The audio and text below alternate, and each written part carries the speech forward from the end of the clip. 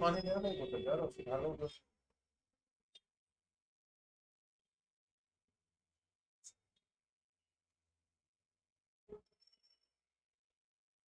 पानी ला के रखना चाहिए।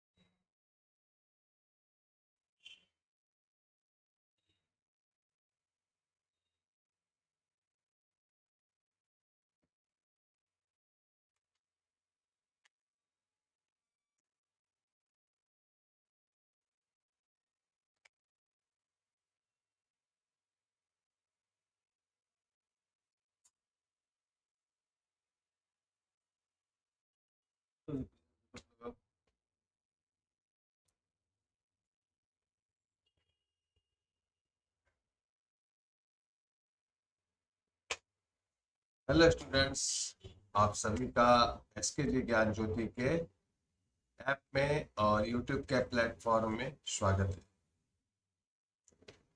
आज हम लोग डिजिटल एजुकेशन जो सेमेस्टर 1 और सेमेस्टर 2 दोनों में पढ़ना है, दोनों के बारे में हम लोग आज देखेंगे कि क्या पढ़ना है। ठीक है, तो सर कैमरा का सेटिंग गड़बड़ा चुका है, मेरा सेट कर रहा हूँ। तो आज हम लोग डिजिटल एजुकेशन के बारे में देखेंगे कि उसकी तैयारी आप कैसे करेंगे। तैयार है सभी? निकेश है, सुजीत रॉय है और नीचे शेयर लिंक आ रहा है, आप लिंक को शेयर कर दीजिए, क्योंकि डिजिटल एजुकेशन पेपर जो है सेमेस्टर 1 और सेमेस्टर 2 दोनों स्टूडेंट्स को पढ़ने हैं। ठीक है ना, सभी को पढ़ने हैं। सेमेस्टर 1 वीडियो ठीक आ रहा है? लग रहा है मुझे कुछ डाउट है। वीडियो यूट्यूब पर लाइव आवाज ठीक आ रही है? विकास कुमार भगत, आवाज ठीक आ रही है? आज हम लोग देखेंगे डिजिटल एजुकेशन का सिलेबस।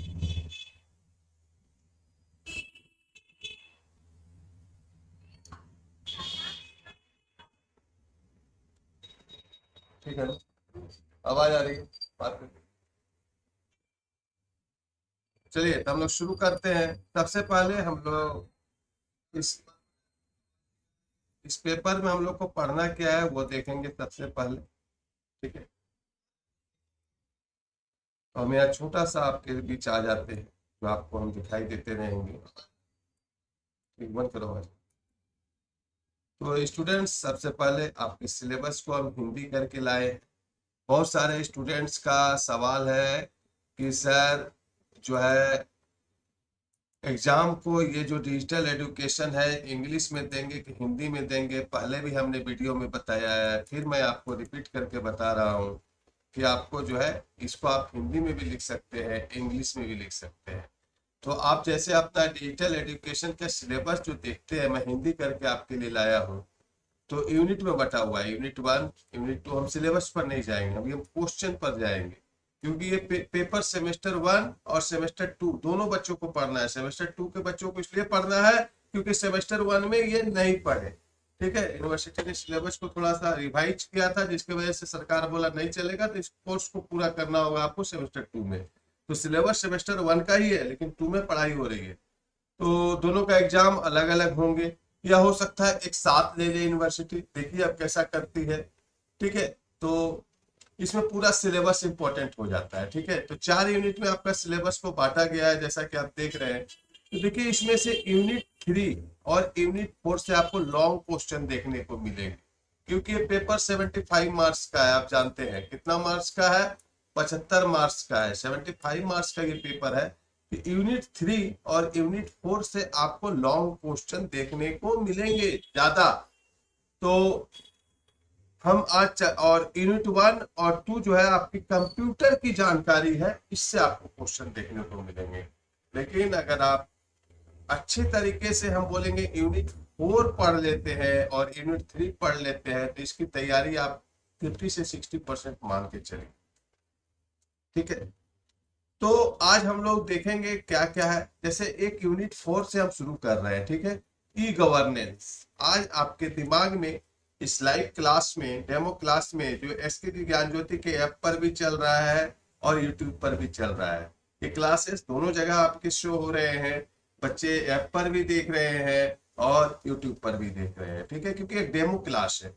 तो स्टूडेंट्स, हम सिलेबस को पहले डिजिटल एजुकेशन का यूट्यूब पर समझा चुके हैं, इसलिए हम उधर समय को बर्बाद आपका नहीं करेंगे। बल्कि आज हम लोग सबसे पहले जो ई गवर्नेंस होता क्या है, इसके बारे में हम अपने दिमाग को समझाने की कोशिश करेंगे। हम आपके दिमाग में डालने की कोशिश करेंगे कि ई गवर्नेंस होता क्या है। लेकिन हम इस लेसन को शुरू करें, हो सकता है कि अब आपको ई गवर्नेंस का पूरा डेमो क्लास मिल जाए, पूरा जितने इसके क्वेश्चन है सारे यूट्यूब पर मिल जाए, लेकिन पूरा तो नहीं मिलेगा। इसको शुरू करें, हम आपसे रिक्वेस्ट करेंगे कि एक 50 रुपये का इसके पीछे आप इन्वेस्ट कीजिए, एक कॉपी खरीद के ले आइए और जो जो बताएंगे उसे आप लिखना शुरू कीजिए। ठीक है, समझ के, ऐसे नहीं रट के। एसके जी ज्ञान ज्योति बोलती है कभी मत पढ़ो, पढ़ना है तो डिटेल में पढ़ो, क्योंकि तुमको इतिहास रचना है, ना कि डिग्री लेना है। ठीक है, और ई गवर्नेंस जो एक बहुत बड़ा आज के समय में, ये जो ई गवर्नेंस की सेवाएं हैं हमारे देश में बहुत धड़ल्ले से उपयोग हो रही है, इसके बारे में आपका 4 इंची जानना चाहिए, ना कि खाली लिख के नंबर आ जाना चाहिए। तो एसके जी ज्ञान ज्योति की ओर से हम आपको ई गवर्नेंस आपके 4 इंची में डालने की आज कोशिश करेंगे। और आप पेन पेपर जरूर ले लिए होंगे, उम्मीद करते हैं आपने पेन पेपर जरूर ले लिए होंगे। आवाज नहीं रहेगा। ठीक है, तो देखिए ई गवर्नेंस के बारे में क्या क्या पढ़ना है। पहले अपने दिमाग को तो ये बोलिए बोलिए ई गवर्नेंस के बारे में पढ़ना है कि ई गवर्नेंस का मतलब क्या होता है। ठीक है, आपसे पूछा जाए मोबाइल का मतलब क्या होता है, गर्लफ्रेंड का मतलब क्या होता है, ठीक है, स्कूल का मतलब क्या होता है, ठीक है, गवर्नमेंट का मतलब क्या होता है, तो हर चीज का एक मतलब होता है, अर्थ होता है। ई गवर्नेंस का अर्थ पढ़ना है, उत्पत्ति पढ़ना है, महत्व पढ़ना है, उद्देश्य पढ़ना है, फायदे नुकसान पढ़ने हैं, ई गवर्नेंस के सामने चुनौतियां क्या है ये पढ़ना है, ई गवर्नेंस के तत्व क्या है ये पढ़ना है। ठीक है, इतना आपको ई गवर्नेंस से पढ़ना है। उसके बाद सरकार से नागरिक का G2C का जो है उसके बारे में, ये सब हम बाद में आपको बताएंगे। थोड़ा सा आज के सिलेबस में हम यहाँ तक कवर करने की कोशिश करेंगे। अर्थ, उत्पत्ति, महत्व, उद्देश्य, फायदे नुकसान, ये सब हम आज के सिलेबस में आपके 4 इंची में डालने के लिए हम कोशिश करेंगे। तो आइए देखते हैं कि ई गवर्नेंस क्या है। ठीक है, तो तैयार है आप लोग? आप लोगों ने पेन पेपर ले लिया है? पेन पेपर ले लिया है? थोड़ा सा मोबाइल में आप लोग कमेंट को देख रहे हैं, क्योंकि अभी हम स्क्रीन को शेयर कर पा रहे हैं, तो आपके कमेंट को हम नहीं देख पा रहे हैं। और नीचे शेयर का बटन आ रहा है, आप जरूर शेयर कीजिए अपने दोस्तों को भी। तो आइए हम लोग शुरू करते हैं ई गवर्नेंस। आप लोग पेन पेपर जरूर ले लिए होंगे, तो आइए। तो सबसे पहले आप अपने स्क्रीन पर देख रहे होंगे ई गवर्नेंस है क्या। सही बात है, हमारा दिमाग जानना भी चाहिए कि ई गवर्नेंस है क्या। ठीक है, तो आइए ई गवर्नेंस का मतलब होता है इलेक्ट्रॉनिक सरकार, इलेक्ट्रॉनिक गवर्नेंस, जो कि इलेक्ट्रॉनिक से चलता है। ऐसे गवर्नेंस को हम लोग क्या बोलते हैं? इलेक्ट्रॉनिक ई गवर्नेंस, सरकारी संचालन और प्रक्रियाओं में डिजिटल प्रौद्योगिकियों और सूचनाओं का संचार प्रौद्योगिकियों के उपयोग को संदर्भित करता है। इसमें सेवा वितरण, संचार, निर्णय लेने, नागरिक सहभागिता जैसे विभिन्न सरकारी गतिविधियों को डिजिटीकरण स्वचालित करना शामिल है। ठीक है, ई गवर्नेंस क्या है? एक इलेक्ट्रॉनिक गवर्नेंस है जिसमें सरकारी संचालन के प्रक्रियाओं में जो सरकार की जो काम होती है, सरकार चलाने की जो काम होती है, देखिए हम इसको किताबी भाषा लिखे हैं, सरकारी संचालन मतलब सरकार चलाने की प्रक्रियाओं में डिजिटल जो तंत्र का उपयोग किया जाता है, मोबाइल का, कंप्यूटर का, सूचना का आदान प्रदान करने के लिए। ठीक है, इसी को हम लोग बोलते हैं ई गवर्नेंस। ठीक है, इसमें सेवा वितरण, संचार, डिसीजन, निर्णय लेना, नागरिक की सहभागिता जैसे विभिन्न सरकारी गतिविधियों का डिजिटीकरण और स्वचालितीकरण शामिल है। ठीक है, आगे लिखना है इसमें, देखिए हम लिखना है इसलिए आपको समझ में आए। ई गवर्नेंस क्या है? एक इलेक्ट्रॉनिक गवर्नेंस है जिसमें सरकार चलाने और प्रक्रियाओं में, ठीक है, सरकारी संचालन और प्रक्रियाओं में डिजिटल प्रौद्योगिकियों और सूचनाओं का संचार आईसीटी के उपयोग को संदर्भित करता है। इसमें सेवा वितरण ये सब आते हैं।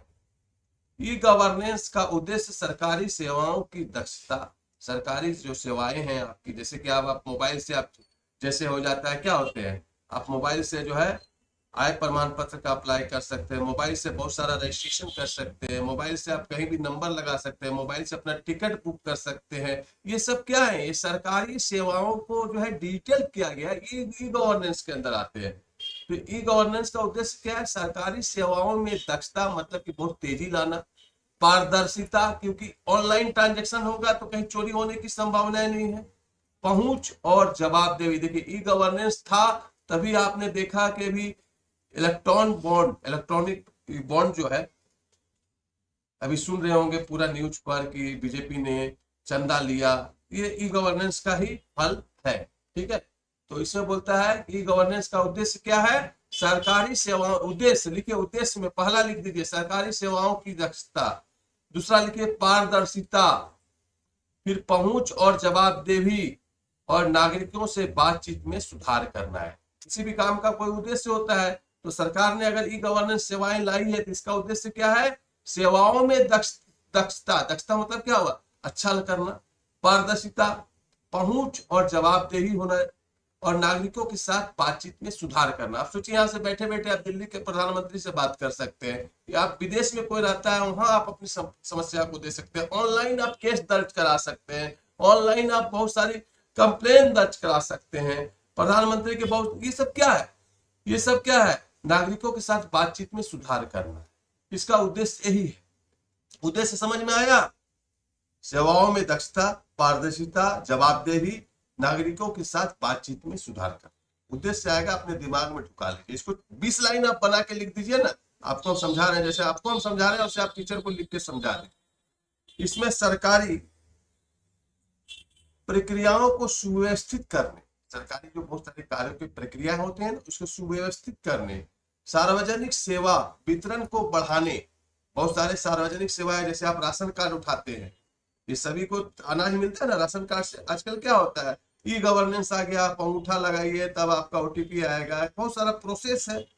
तो क्या बोलता है, सार्वजनिक सेवा जैसे ड्राइविंग लाइसेंस है, ये भी आज ऑनलाइन हो गया है, जाति निवासी आय सब ऑनलाइन हो गया है। ये सब सार्वजनिक सेवाएं जो वितरण को बढ़ाने और नागरिक भागीदारी को सुविधाजनक बनाने के लिए online platform, digital system, database का उपयोग करना शामिल है। ठीक है, उसके उद्देश्य में क्या क्या शामिल है?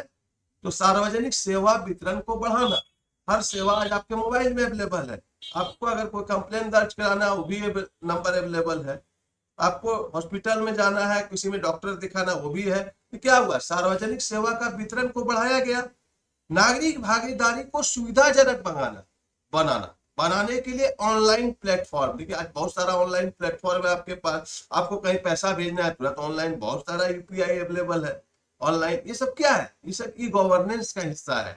ऑनलाइन प्लेटफॉर्म, डिजिटल सिस्टम है, बहुत सारे डिजिटल सिस्टम है, ऑनलाइन फॉर्म भर लेते हैं, ऑनलाइन आपका आधार कार्ड सुधार हो जाता है, ऑनलाइन आप पैन कार्ड का अप्लाई कर देते हैं।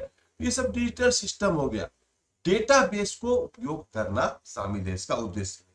ई गवर्नेंस पहले में ऑनलाइन पोर्टल, डिजिटल पहचानीकरण, इलेक्ट्रॉनिक वोटिंग, ई कराधान, ऑनलाइन दस्तावेज जमा करना और सरकारी कार्यों के लिए विभिन्न अन्य डिजिटल समाधान शामिल हो सकते हैं। ई गवर्नेंस में क्या क्या हो सकता है? ऑनलाइन कोई भी पोर्टल हो सकता है, डिजिटल पहचान प्रणाली हो सकता है, जैसे आधार कार्ड हो गया, वोटर कार्ड हो गया, ड्राइविंग लाइसेंस हो गया।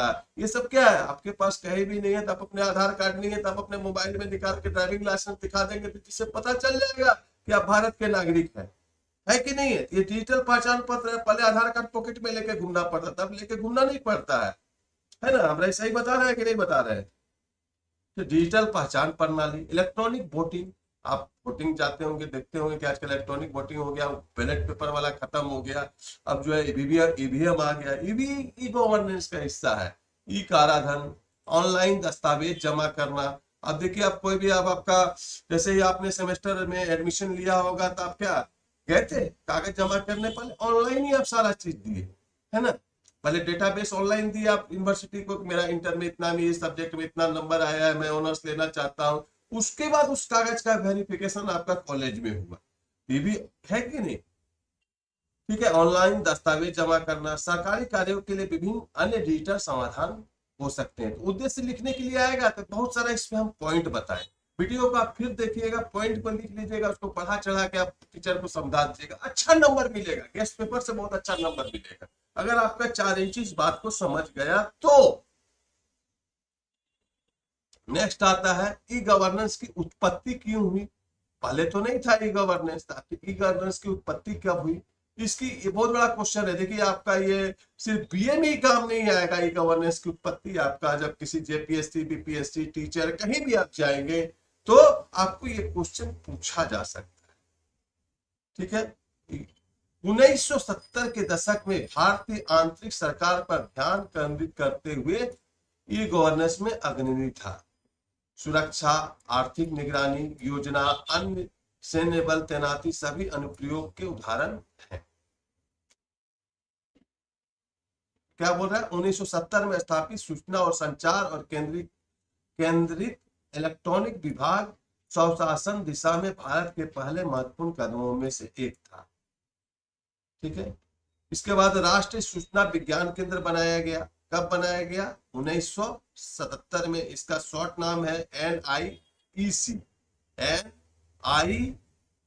NIC, राष्ट्रीय सूचना विज्ञान केंद्र, जिससे कि सूचना से संबंधित जितने भी प्रकार की गवर्नेंस सेवाएं होती है, आपके मोबाइल पर कुछ भी होता है, सरकार घोषणा करती है, उसकी सूचना आती है, आती कि नहीं आती है? इसलिए राष्ट्रीय सूचना विज्ञान केंद्र बनाया गया। कब बनाया गया? ई गवर्नेंस के अंदर 1977 में। सूचना प्रणाली प्रयास के एक भाग के रूप में देश भर के सभी जिला कार्यालयों में स्वचालित करने की योजना बनाई गई थी। ठीक है। और 1987 में पहला राष्ट्रीय कंप्यूटर नेटवर्क निकनेट के निर्माण से ई गवर्नेंस को प्रेरित किया गया। ठीक है। तब क्या गया? 1987 में पहले राष्ट्रीय कंप्यूटर नेटवर्क निकनेट के निर्माण ने ई गवर्नेंस को प्रेरित किया। क्लियर? नेक्स्ट है ई गवर्नेंस का उद्देश्य। तो इसका उद्देश्य है बेहतर सेवा में नागरिक को लाभ होगा। बेहतर सेवा से, जब आपको मोबाइल में सारी सेवाएं मिलेगी तो जनता को लाभ होगा ही होगा।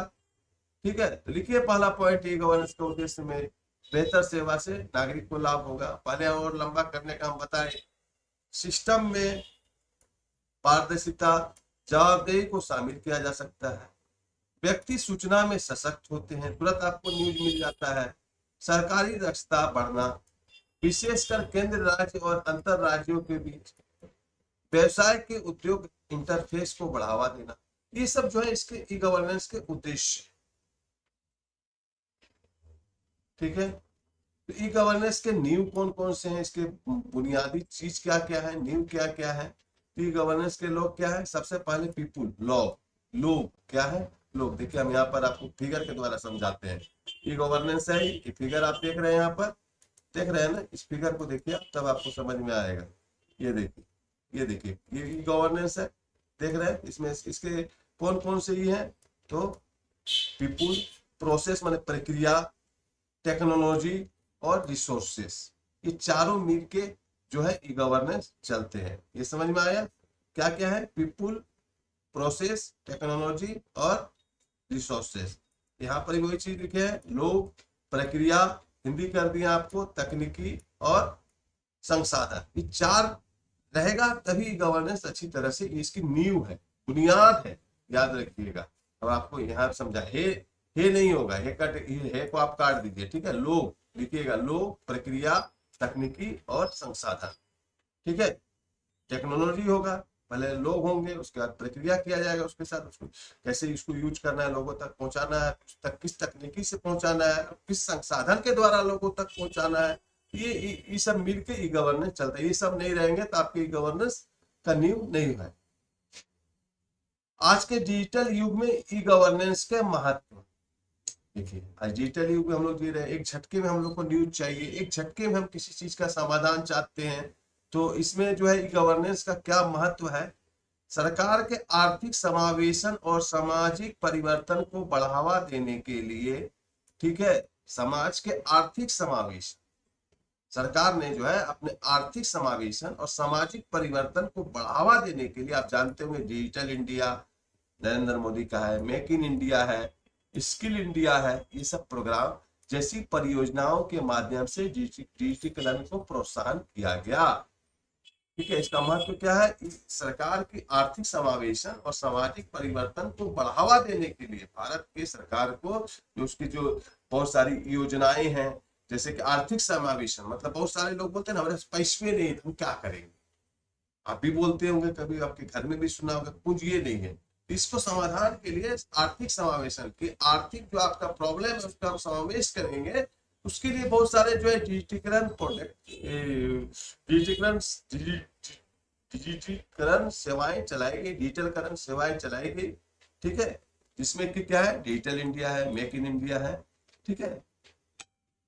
परिणाम स्वरूप भारत बढ़ते हुए डिजिटलीकरण का एक नया युग के लिए तैयार हो रहा है। इसका परिणाम क्या हुआ? एक, ठीक है, समाज के सभी वर्गों तक डिजिटलीकरण के आर्थिक विकास के कई लाभों को प्रसारित करने के लिए ई गवर्नेंस आवश्यक है, ठीक है। समाज के सभी वर्गों तक डिजिटलीकरण के आर्थिक विकास के कई लाभों को प्रसारित करने के लिए ई गवर्नेंस आवश्यक है। अब बोलेंगे सर ये लाइन का मतलब क्या हुआ? तो समाज के सभी वर्ग, देखिए, चाहे आप स्टूडेंट हैं, चाहे आपके घर में आपके दादी दादा होंगे, सरकार के समाज के सभी वर्ग, देखिए एक ही वर्ग नहीं बोल रहा है कि स्टूडेंट हो या परिवार, सभी को डिजिटलीकरण के आर्थिक विकास के नए लाभों को प्रसारित करने के लिए ई गवर्नेंस आवश्यक है। कैसे? अब मैं आपको समझा रहा हूँ, यहाँ पढ़ा चढ़ा के कॉपी में लिख सकते हैं अपने शब्दों में बना के। देखिए कैसे आर्थिक विकास के लिए, डिजिटलीकरण के लिए गवर्नेंस आवश्यक है। जैसे कि आपकी दादी को पेंशन मिलता होगा, आपके घर में बुजुर्ग होंगे तो उनको पेंशन मिलता होगा, आपको छात्रवृत्ति मिलता होगा, है कि नहीं है? ये सब क्या हुआ? ये सब ये बहुत सारे राशन आपके घर में आते होंगे, बहुत सारे लाल कार्ड, पीले कार्ड हैं, आप जाते होंगे हॉस्पिटल में सुविधाएं मिलती होगी, तो आर्थिक विकास हुआ कि नहीं? ये लाभ मिलता है कि नहीं जनता को? ई गवर्नेंस इसके लिए बहुत आवश्यक है। भारत के जटिलता को देखते हुए सुशासन के लिए एक समग्र रणनीति आवश्यक है। भारत की जटिलता को देखते हुए सुशासन के लिए एक समग्र रणनीति आवश्यक है। डिजिटलीकरण के युग में पुरानी युक्तियों को त्यागने और शासन के नई तकनीकों को अपनाने में नागरिकों की सेवा करने वाली एक देश स्मार्ट और अधिक सक्रिय सरकार बनेगी। तो ये थोड़ा सा महत्व के बारे में हम आपको आज बताएं।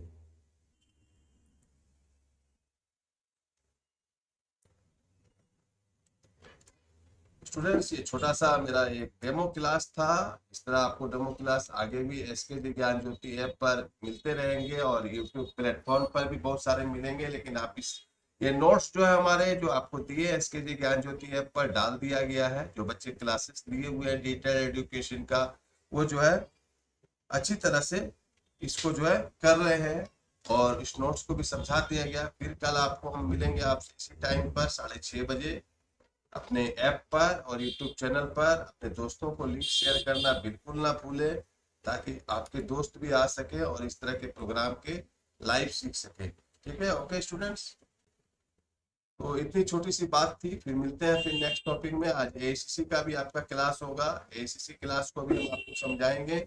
यूट्यूब पर भी इसका डेमो क्लास रहेगा, हमारे ऐप पर भी डेमो क्लास रहेगा। एसीसी इंग्लिश जो कि सेमेस्टर 2 के बच्चों को पढ़ना है, जो कि सेमेस्टर 2 के बच्चों को पढ़ना है, उसका डेमो क्लास आपको बहुत जल्द मिलेगा, आज ही मिलेगा। ठीक है, तो उसका हम लोग बताएंगे कि क्या लॉन्ग क्वेश्चन आ सकते हैं, क्या शॉर्ट क्वेश्चन रहेंगे। जैसे कि आज आपको बताएं कि जो डिजिटल एजुकेशन में जो यूनिट 3 और 4 है, ये आपके लिए बहुत इंपॉर्टेंट है। इससे आपको लॉन्ग क्वेश्चन देखने को मिलेंगे। इसमें बहुत सारे क्वेश्चन छिपे हुए हैं, बहुत सारे क्वेश्चन छिपे हुए हैं। ठीक है, और आप पढ़ेंगे तो थोड़ा सा ई गवर्नेंस के बारे में जानेंगे, और बहुत सारे जो सरकार की योजनाएं हैं उसके बारे में जानेंगे। तो आपको आगे जीवन में सफलता के चांसेस भी अच्छे हैं। उम्मीद करते हैं बच्चे जो ऐप पर क्लास लिए हुए हैं और यथाशीघ्र इस नोट्स को लिख कर हमारे व्हाट्सएप पर भेजेंगे, ताकि आप पॉइंट बना के लिखिएगा। जिससे होगा क्या कि आपको जो है समझने में सुविधा होगा। इस नोट्स को आप देखिएगा, जब आप हमारे ऐप में खोलेंगे तो यूनिट 4 में ई गवर्नेंस डाला गया है, जिसका कि इंग्लिश भी है और हिंदी भी है। तो दोनों को आप जिसे पढ़ना चाहें, इंग्लिश में पढ़ना चाहें इंग्लिश में लिख सकते हैं, इंग्लिश हिंदी में पढ़ना चाहें हिंदी में पढ़ सकते हैं। लेकिन लिख के सबमिट करना जरूरी है अगर आप डिटेल में पढ़ना चाहते हैं। ठीक है, ताकि आप बीए कंप्लीट करने के बाद भी आपका सेमेस्टर 1 या 2 में जो ये डिजिटल एजुकेशन से कोई सवाल कोई पूछ दे, तो आपका ये 2 इंची बोलने को तैयार रहे कि मैं जानता हूं कि गवर्नेंस होता क्या है, इसके नींव क्या है, इसके उद्देश्य क्या है, इसका महत्व क्या है, मेरा दिमाग जानता है। ऐसे पढ़िए। ठीक है, तो उम्मीद करते हैं जो बच्चे ऐप पर क्लास लिए हैं उनको हमारे व्हाट्सएप नंबर पर लिखकर पीडीएफ बनाकर सबमिट करना है। फिर जहाँ गलती होगा उसको हम लोग चेक करके आपको बताएंगे। मिलते हैं फिर नेक्स्ट वीडियो में। एसीसी का लाइव क्लास आना ना भूलिएगा, दोस्तों को शेयर करना भूलिएगा। धन्यवाद।